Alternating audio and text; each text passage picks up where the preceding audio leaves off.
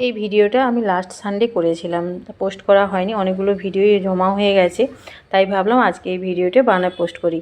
এই যে কিছুই নয়, আজকে বানাবো একটু রুই পোস্ত। তার জন্য কয়েকটা 4-5টা মতো কাজু নিয়েছি, 2 চামচের মতো পোস্ত নিয়েছি, সেটা ভালোভাবে জল দিয়ে বেটে নিয়েছি। আর একটা ছোটো টমেটো আমি পেটে রেখে দিয়েছিলাম। কিছুই নয়, খুবই সহজ আর খুবই টেস্টি একটা রান্না। কড়াইতে তেল দিয়ে আমি একটু সামান্য হলুদ দিয়ে মাছগুলো ভেজে নিয়েছি। এরকমভাবে মাছ ভাজলে কিন্তু মাছগুলো ফাটে না, মানে অনেক মাছ ফেটে ফেটে গায়ে তেল পড়ে না, এরকম করে ভাজলে কিন্তু ফাটে না। এই যে মাছ ভাজা হয়ে গেছে, আর কিছুই নয়। এবার কড়াইতে একটু সামান্য আমি গরম মশলা ফোড়ন দেবো, এলাচ আর একটু দারুচিনি দিয়ে, একটা ছোটো সাইজের পেঁয়াজ আমি কুচি কুচি করে কেটে নিয়েছি, সেটা একটু হালকা ভাজা হয়ে গেলে যে টমেটো বাটাটা রেখেছিলাম সেটা দিয়ে দিলাম। সামান্য একটু হলুদ দেবো, কারণ পোস্ত তো একটু ভালো, মানে সাদা সাদা হলেই ভালো লাগে।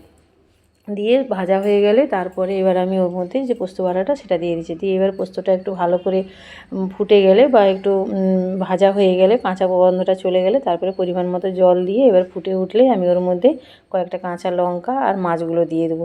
দিয়ে মাছটা দিয়ে সামান্য একটুক্ষণ এবারে ফুটাবো, তারপরে এটা বন্ধ করে দেবো। আর প্রয়োজন মতো নুন দিয়ে দিয়েছি, আর উপর থেকে একটু গরম মশলা, ব্যাস। আর নামানোর আগে একটু সরষের তেল, ব্যাস, আর কিছুই নয়। রান্না আমার কমপ্লিট। খেতে খুবই সুন্দর হয়, খুবই দুর্দান্ত। একবার আপনারা ট্রাই করে দেখবেন। এর সঙ্গে পোলাও বা ফ্রায়েড রাইস খুবই ভালো লাগে। চলুন আসি, টাটা, বাই।